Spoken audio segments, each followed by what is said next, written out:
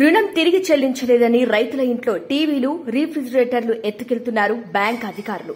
ఇక కర్నూలులో రుణం తిరిగి చెల్లించలేదనే ముందస్తు నోటీస్ లేకుండానే రైతుల ఆస్తులను, టీవీలను, రీఫ్రిజిరేటర్లను, ట్రాక్టర్లు మరియు బైక్లను స్వాధీనం చేసుకుంటున్నారు బ్యాంక్ అధికారులు. రుణం తిరిగి చెల్లించలేదని రైతుల ఇంట్లో టీవీలు, రీఫ్రిజిరేటర్లు ఎత్తుకెళ్తున్నారు బ్యాంక్ అధికారులు.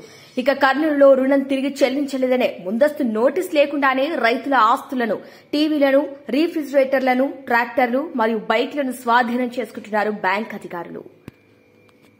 రుణం తిరిగి చెల్లించలేదని రైతుల ఇంట్లో టీవీలు, రీఫ్రిజిరేటర్లు ఎత్తుకెళ్తున్నారు బ్యాంక్ అధికారులు.